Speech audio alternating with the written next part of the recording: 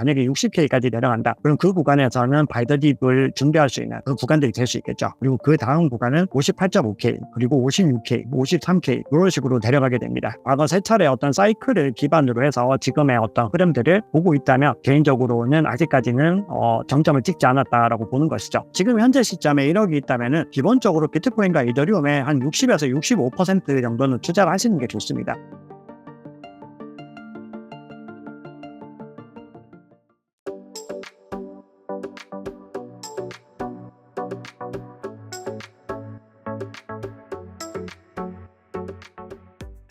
오늘은 박종환 작가님을 모시고 인터뷰를 나눠보도록 하겠습니다. 작가님 안녕하세요. 네, 이사님 안녕하세요. 네, 작가님 저희 신사임당 시청자분들을 위해 자기소개 부탁드리겠습니다.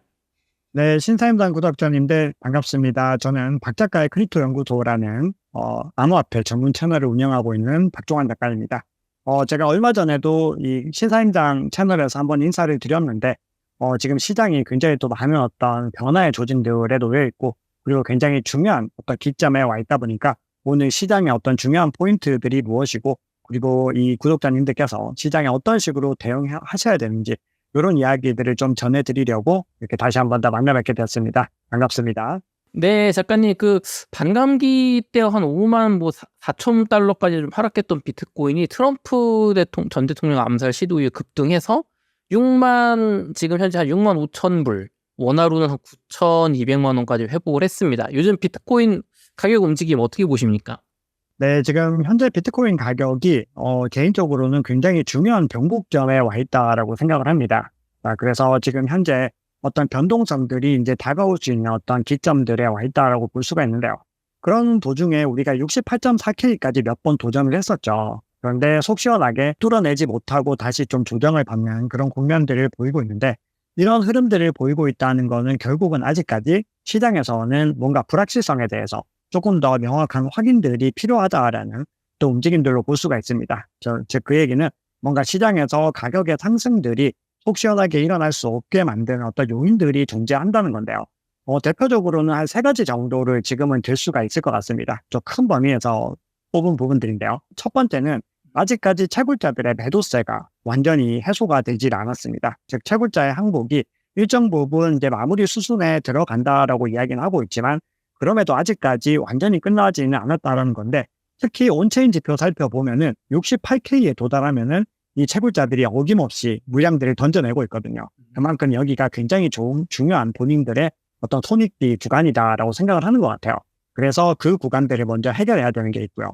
두 번째는 마운트 곡스 이슈 같은 아직까지 뭔가 매도 물량들이 나오진 않았지만 뭔가 매도 물량이 나올 수 있는 어떤 잠재적인 공급 리스크에 대한 부분들이 여전히 존재하고 있습니다. 그래서 그런 불안감들이 계속 조성될 수밖에 없는 게 지금 오늘도 기사에서 계속해서 이 마운트 곡스에서 비트 스탬프로 물량들이 이동했다라는 것들이 나오고 있고 그리고 크라켄 거래소에 이제 2차가 된 물량들은 이미 상환이 본격적으로 시작이 됐습니다. 그래서 채권자들에게 지금 분배가 시작이 되고 있기 때문에 이런 위협들이 아직까지 마무리되지 않았다라는 거. 그리고 세 번째는 이제 앞서 이제 이사님 질문 주셨던 것처럼 이 대선에 대한 부분들이죠. 이 대선을 필두로 해서 뭔가 어떤 트럼프 전 대통령이 승기를 잡았다라고 하는 그런 움직임들이 굉장히 강해지고 있었는데 바이든 대통령이 갑자기 사퇴를 하면서 이 대선의 국면 자체가 조금 더 불확실성이 더해졌습니다.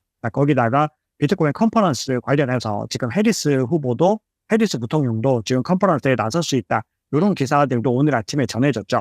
그만큼 지금 시장에서는 대선 국면도 복잡하고 그리고 대선을 기점으로 해서 암호화폐와 관련된 스탠스들도 복잡하고 이런 부분들이 결국은 거시경제 정책까지 영향을 미치고 있거든요. 즉 금리 인하에 대해서 트럼프 전 대통령이 계속해서 연준을 또 압박하는 움직임들도 가지고 오고 있잖아요. 그러니까 그런 부분들이 완전히 해소되기 전까지는 뭔가 어떤 불확실성에 의한 가격들의 어떤 지지부진한 움직임들이 이어질 수 있는데 그럼에도 지금 변동성의 시간들이 굉장히 가깝게 다가오고 있다. 이렇게 생각을 합니다. 작가님 며칠 전만 해도 트럼프 대통령으로 이제 대세가 기울어서 암호화폐 쪽에 좋다. 그리고 말씀해 주신 것처럼 마운트 곡스 물량이나 독일의 어떤 매도 물량은 이제 끝나가는 이슈 정도 느낌이 왔었는데 사실 또 어떻게 보면 불확실성이 훨씬 더 증대되고 있다라고 이렇게 봐야 될까요, 저희가 지금? 불확실성이 그때 대비로 더 증대되고 있다라고 생각하지는 않습니다. 다만 아직까지 불확실성들이 끝나지 않았다는 것이고 그리고 새로운 어떤 국면들이 좀 일어나고 있다라고 보는 게 정확할 것 같습니다. 그래서 기본적으로 시장에서 조금 더 리스크하게 봤던 어떤 요인들은 많이 지금 해소가 되고 있고, 그리고 추세적인 어떤 전환들이 많이 일어나고 있는 기점들인데, 그럼에도 불구하고 새로운 국면이 지금 나타나고 있다라는 부분들이거든요. 그래서 이것들을 시장에서 일정 부분 좀 소화하는 데 시간이 좀 걸리는 것뿐이고, 그 이후에는 우리가 이제 기대하는 어떠한 상승의 랠리들의 그 시간들은 조금 더 가까이 다가왔다. 이렇게 저는 개인적으로 보고 있습니다.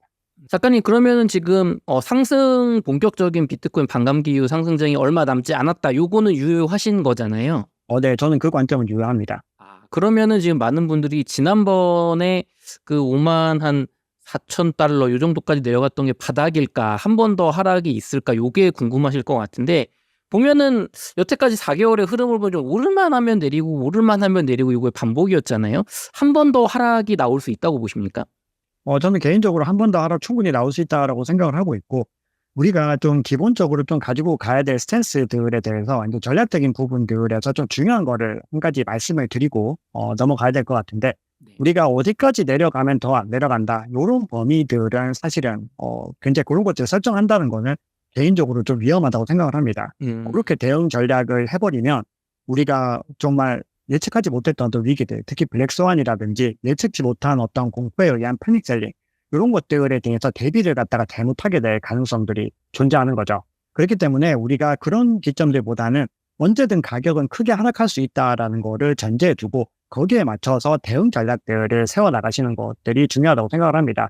자, 그럼에도 우리가 가격이 하락할 때는 굉장히 중요한 포인트들이 존재합니다. 대표적으로 그런 포인트들은 온체인 지표와 차트를 통해서 잡아낼 수가 있는데, 우선은 이제 온체인 지표상으로 봤을 때는 단기 보유자들이 실현 가격이 얼마인가, 즉 평균 비용, 어떤 평균 단가들이 얼마인가에 대한 부분들이 있고요. 그리고 이것들을 세부적으로도 분류해서도 나눠질 수가 있습니다. 그리고 비트코인 현물 ETF에 유입된 어떤 주체들의 평균 단가는 얼마이고, 또 어떤 특정한 주체들의 평균 단가는 언제 얼마인가, 이런 것들을 가지고 기본적인 가이드라인을 만들 수가 있는 거거든요. 그래서 그 구간들까지 내려갔을 때는 우리가 기본적으로 방어할 가능성이 높다, 이런 전제들을 염두에 두는 것이고, 그렇게 했는데도 만약에 떨어지게 됐을 때는 그 다음으로 지지할 수 있는 구간들을 확인하셔야 되거든요. 그렇게 했을 때 우리가 비교적 가장 낮은 구간들의 근처까지 갈 수 있는 어떤 그 값들을 갖다 설정을 했으면, 거기에 따라서 우리가 본인들의 투자 원칙에 따른 비율을 가지고서 바이더딥 구간을 정해서 그런 구간들에서 매입을 하는 전략들을 가져가시는 게 되게 중요하다고 생각을 하거든요. 그렇게 봤을 때 우리가 그 범위들을 조금 더 이제 보수적으로 잡아야 되는 거죠. 가령 예를 들어서 어떤 전문가들은 뭐 이 구간까지 내려가면은 더 이상 안 내려갈 것 같다, 이렇게 평가하시는 분들도 계시는데, 또 그 구간들 밑에는 또 새로운 어떤 지체들의 단가들이 있고, 또 새로운 온체인 지표상의 구간들도 있는 거거든요. 그래서 우리는 늘 열려있는 마음으로 가격은 어디까지든 내려갈 수가 있지만, 그럼에도 불구하고 우리가 바이더딥으로 할 수 있는 비교적 저평가된 구간들, 그리고 매입 구간은 어딘지, 이런 것들을 좀 잘 설정하시는 것이 중요합니다. 작가님, 그러면은 저희 시청자분들이 많이 궁금해하실 것 같은데, 그 좀 예상되시는, 그래도 한 번 더 하락이 온다면 요 구간까지는 높은 확률로 내려갈 수 있다라는 구간, 어떤 지지선과 근거, 그다음에 그 밑에 또 말씀해 주신 또 추가적인 더 이제 확률은 낮지만 또 내려갈 수 있는 구간들이 몇 가지 있으시잖아요. 그거 얼마 정도 금액대로 좀 보십니까? 네, 우리가 기본적으로 이제 봐야 되는 몇 가지 구간들이 존재를 하고 있는데, 기본적으로 어떤 저항 구간들 중에서 빠르게 탈환해야 되는 구간은 66.2K를 탈환을 먼저 하는 것들이 중요합니다, 단기적으로. 그리고 그 구간을 회복하고 나면은 그 다음으로는 68.4K 정도에 있는, 즉 채굴자들이 계속해서 매도해서 정말 저지선으로 작용하고 있는 그 구간대까지 회복을 저항 영역에서는 좀 눈여겨보셔야 되고요. 지지 구간에서는 만약에 이 구간에서 하향 이탈하게 됐을 때는 기본적으로 어떤 청선 맵상으로 롱 포지션이 가장 가까운 구간이 어디에 있는지를 1차적으로 확인하시는 게 중요합니다. 그럼 그런 구간들이 위치하면은 기본적으로는 청산을 하고 가는 경우들이 많이 있기 때문에 단기 하락이 그 구간까지 가능하다는 것이고요. 그리고 그 다음으로 봐야 되는 부분들은 기술적인 분석상에서 22MA와 지금 50SMA가 골든크로스가 일어나려고 하는 시점인데, 그 구간이 대략 64K 정도 되는데 그 구간을 보셔야 됩니다. 그리고 64K라고 하는 구간은 단기 보유자 고래들이 새롭게 진입을 해서 만들어낸 또 평균 실현 가격에 어떤 가까운 구간입니다. 그래서 이 64K를 일단 방어해내는지를 한번 살펴보셔야 되고요. 그리고 그 구간이 뚫리고 나면은 만약에 60K까지 내려간다, 그럼 그 구간에서는 바이더딥을 준비할 수 있는 그 구간들이 될 수 있겠죠. 그리고 그 다음 구간은 58.5K, 그리고 56K, 53K 이런 식으로 내려가게 됩니다. 그리고 그마다 저마다 뭐 매트칼프 라인이라든지 아니면은 어떤 과거에 어떤 치열했던 저항 구간, 지지 구간이라든지 아니면 URPD 지표상으로 굉장히 많은 어떤 UTX의 마지막 전송이 있었다든지 그런 이벤트들이 있었습니다. 그래서 그런 것들은 제가 시황을 통해서 매일마다 전해드리기 때문에 그 구간이 각각 어디다라고는 여기서는 말씀을 안 드리지만 어쨌든 제가 말씀드린 해당 구간들을 좀 잘 지켜내는지 여부들을 보면서 60K 하단까지도 이제 가게 됐을 때는 유의미하게 바이더딥을 준비해야 되는 시점이다. 이렇게 볼 수가 있겠습니다. 작가님은 그럼 가격이 그렇게 만약에 내려가게 되면 그때 더 구매를 해야 된다. 이렇게 보시는 건가요? 저는 네, 장기 투자 관점에서는 그렇게 보고 있습니다. 우리가 이제 질문 주신 부분들이 어떻게 보면은 어떤 특정 구간으로 하락하게 되면은 팔아야 된다라는 관점이 있고 또 어떤 관점은 사야 된다라고 하는 관점이 있죠. 그거는 본인의 어떤 투자의 스탠스의 문제입니다. 그러니까 추세추종 투자자들 같은 경우는 뭐 특정한 이평선이나 특정한 구간들을 하방이 달할 때는 기본적으로 먼저는 매도를 해서 물량의 어떤 단기적인 리스크들, 즉 미실현 손실을 최소화하는 전략들을 쓰는 경우들이 있고요. 그리고 장기 투자자들 같은 경우는 특정 구간들 이하로 더 내려가게 되면은 물타기를 통해서 단가를 더 낮추는 전략들을 치기도 하는 거죠. 그거는 본인들의 투자 스탠스에 따라서 얼마든지 달라질 수 있다고 생각을 합니다. 네, 작가님 불과 한 달 전만, 한 2, 3주 전만 해도 비트코인 시즌 종료다 이런 얘기 되게 많았거든요. 근데 가격이 조금 한번 반등하면서 이제 그 얘기는 사라진 것 같아요. 근데 만약에 한 번 더 작가님 말씀대로 더 큰 하락, 뭐 60K가 됐든 뭐 58K, 6K가 됐든 이 하락이 오면 또 이제 시즌 종료다 얘기 나올 것 같은데 작가님 비트코인 시즌 종료에 대해서 명확하게 이게 아니라고 생각하시는 뒤에 상승장이 온다고 생각하시는 뭐 그런 얘기 좀 부탁드리겠습니다. 저는 온체인 지표라고 하는 그 데이터들을 많이 활용을 하고 있습니다. 그런데 그런 데이터들 속에서도 사실은 어떤 해석의 문제들이 조금 엇갈리는 부분들도 있습니다. 가령 어떤 3년에서 뭐 5년 된 혹은 5년에서 7년 된 어떤 물량들이 갑자기 이동했다라고 했을 때 거기에 대한 해석들도 분명히 좀 분분한 부분들이 있었고요. 그리고 어떤 지표상에서 어떤 정점을 찍었을 때 그 구간을 최고점이라고 보는 사람들도 있고 그 구간 이후보다 더 많이 올라간다고 하는 분들도 분명히 계십니다. 그것들이 왜냐하면은 어떤 바닥에 대한 신호들은 조금 더 명확하게 가르쳐 줄 수가 있지만 어떤 천점에 대한 시그널들은 온체인 지표를 통해서 잡아내기가 개인적으로는 약간 더 어렵다라고 생각을 하고 있거든요. 그래서 그런 관점들의 문제인데 여러 가지 복수의 어떤 메이저 지표들, 예를 들어서 MVRV 지표라든지 뭐 NUPL 지표라든지 그 외에 뭐 여러 가지 지표들, 특히 채굴 지표들을 확인해 보면은 기본적으로 대부분의 시그널들은 아직까지는 대세 상승장의 정점까지는 도달하지 않았다라는 시그널들을 보이고 있습니다. 그렇게 볼 수 있는 근거들은 과거 대비로 했을 때 정점까지의 어떤 도달된 값 자체가 굉장히 낮은 거죠.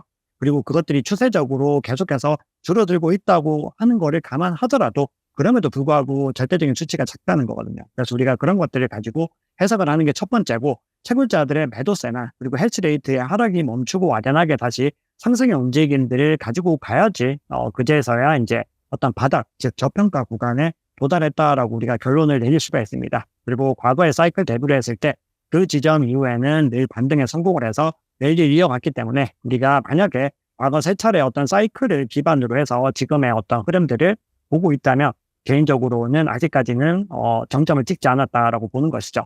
자, 그런데 거기에 대해서도 본인들이 어떤 논리가 더 설득력이 있는지를 확인하셔야 됩니다. 그래서 늘 투자는 보수적으로 선택하셔야 되는 것이고 누군가 어떤 특정인들의 어떤 의견들을 너무 무비판적으로 따르는 건 안 되겠죠. 그런데 다만 본인들이 결정을 할 때는 반드시 어떤 데이터와 그리고 자료에 의한 논리적인 어떤 추론들과 분석이 있었는가, 그리고 그것들이 충분히 합당하고 본인이 그것들을 가지고서 이제 시장을 대응할 수 있을 것인가, 이런 것들을 염두에 두셔야 되죠. 네, 작가님 7월 16일 비트코인 ETF 그 현물 ETF에 4.2억 달러가 유입되면서 6주 만에 최대 규모가 유입되었다고 합니다. 이게 이유가 뭘까요? 또 이게 지금도 이어지고 있나요?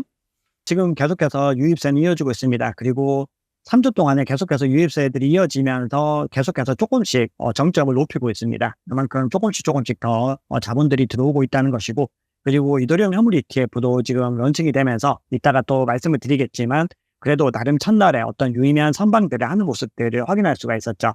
그래서 지금 비트코인 현물 ETF와 이더리움 현물 ETF에 자금이 어떻게 들어오는가, 자, 요거를 가지고 이제 앞으로의 어떤 시장의 상황들을 좀 판단을 해야 되는데, 기본적으로 현물 ETF에 자금이 많이 들어오고 있다는 거는 기관의 어떤 자금들이 이제 더 많이 유의미하게 들어오고 있다라는 관점으로 봐야 됩니다. 왜냐하면은 이미 개인 투자자들 중에서 지금까지 비트코인 현물 ETF의 큰 상승세를 이끈 주체는 개인 투자자라는 해석들이 많이 있죠. 그리고 이건 실질적인 수치를 통해서도 많이 드러나고 있는데 이렇게 지금 이 시점에서 물량들이 늘어나고 있다는 것은 이미 개인 투자자들 중에서 투자할 사람들은 상당수가 투자했을 거라고 생각을 하고요. 지금 기관 투자자들의 물량들이 추가적으로 유입된다. 이렇게 해석이 되는데 그것들을 뒷받침할 수 있는 근거들도 있습니다. 우리가 미국의 기관들이 유입되는 현황을 확인하는 지표 중에서 코인베이스 프리미어이라고 하는 지표가 있죠. 근데 그 지표를 봤을 때 굉장히 어떤 유의미한 흐름들을 보여주고 있습니다. 그래서 그런 것들을 근거로 했을 때 우리가 전체적으로 기관들이 조금씩 이제 유입세를 가져가고 있다. 이렇게 해석을 할 수가 있겠습니다. 네, 기관들 돈이 들어온다는 거는 앞으로 좀 상승으로 좀 갈 수 있는 어떤 그 수요 측면에서 참 좋은 일인 것 같은데, 네, 되게 중요합니다. 네, 작가님 그 비트코인 ETF를 운영하는 기관들 수장들은 연일 암호화폐 우호적인 발언들을 쏟아내는 것 같아요. 이 기사를 보면. 그래서 세계 최대 자산운용사 레리 핑크 회장은 비트코인은 합법적 금융수단이며 통화가치 하락에 대응하는 자산이다라고 말을 했거든요. 몇 년 전만 해도 막 비트코인 쓰레기다라고 하셨던 분 아닌가요? 네, 레리 핑크 회장도 그렇고 월가의 굉장히 저명한 인사들은 대부분은 비트코인에 대해서 한 번 이상 굉장히 부정적인 발언들을 했습니다. 대표적으로 아직까지도 계속해서 부정적인 스탠스를 유지하고 있는 인물들도 뭐 버크셔 해서웨이의 워런 버핏 회장이라든가 아니면은 뭐 JP 모건의 제이미 다이먼 회장 같은 경우도 계속해서 그런 발언들을 이어가고 있죠.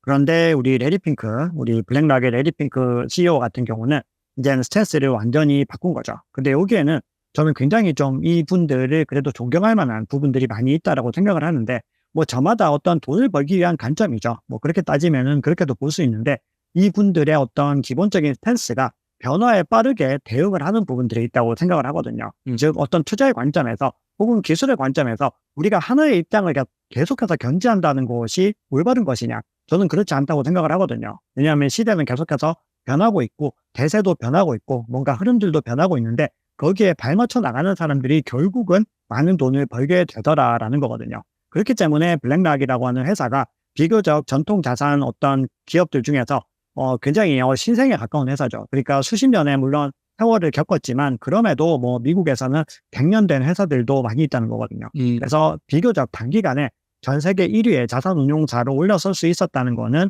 이렇게 블랙락 레리 핑크 CEO의 굉장히 과감한 결단들이나 어떤 변화에 대한 빠른 감지들, 빠른 대응들 이런 것들이 중요했다라고 생각을 합니다. 자, 그래서 최근에는 비트코인을 두고서 본인이 신봉자가 되었다라고 하는 얘기까지 하면서 뭔가 스탠스가 완전히 변화된 것들을 보여줬죠. 그래서 이런 흐름들이 아마도 지금 이 시점이 비트코인 현물 ETF가 여러 어떤 기업들을 대상으로 한 B2B, 뭐 예를 들어서 연기금이라든지 아니면 국부펀드 이런 것들과 이런 어떤 대상들과 계속해서 B2B 영업을 하고 있는데 이런 어떤 큰 돈들이 밀려올 수 있는 어떤 기점들을 만들어내기 위해서 이런 발언들을 하는 것이 아닌가라고 개인적으로는 좀 보고 있고요. 실제로 지금 이제 출시된 지가 꽤 이제 시간이 흘러가고 있는데 지금 기점에서는 이제 조금씩 더 어떤 대규모 자금들의 어떤 흐름들이 들어올 수 있는 어떤 루트들이 더 나올 공산들이 있거든요. 자, 그리고 시타델이라고 하는 회사가 있죠. 전 세계에서 가장 미국에서 자산 규모가 가장 높고 수익률이 가장 높은 헤지펀드 시타델의 CEO인 켄 그리핀 같은 경우는 더 심하게 이야기를 했습니다. 이 비트코인 투자자들을 이슬람 과격단체 지하디스트 맞죠? 네.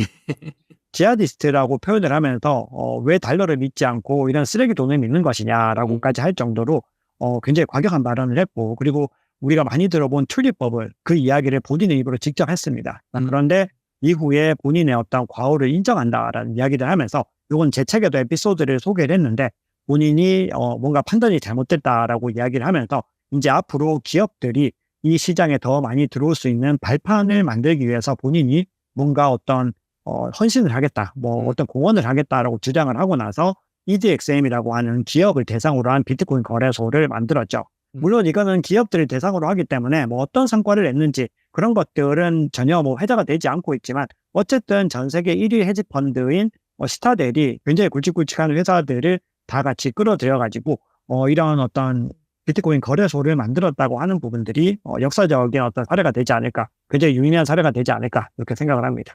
네, 세계 최대 1위의 자산운용사, 세계 최대 1위의 헤지펀드의 수장들이 비트코인에 이게 연일 우호적인 반응을 보인다는 건 아무래도 그런 그 회사들이 영업적으로 이제 비트코인을 많이 이제 끌어들이지 않을까 그런 좀 기대가 되긴 합니다. 네, 맞습니다. 네. 작가님 슈퍼코인 투자지도라는 책을 쓰셨습니다. 좀 어떤 책이고 지금 시점에 어떤 인사이트를 저희 시청자분들이 얻을 수 있을까요?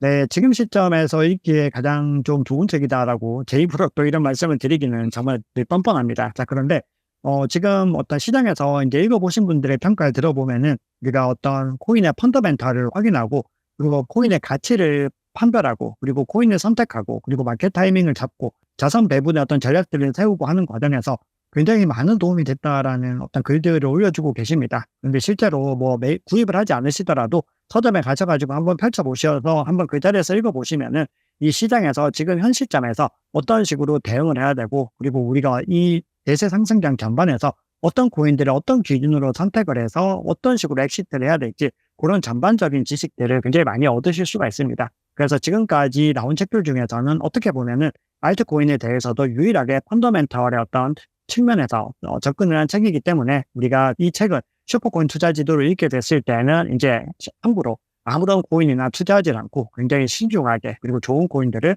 선별해낼 수 있다. 이렇게 말씀을 드리고 싶습니다. 네. 작가님 지금 1억 원으로 비트코인, 알트코인 포트폴리오를 구성한다면 좀 어떻게 하시겠습니까?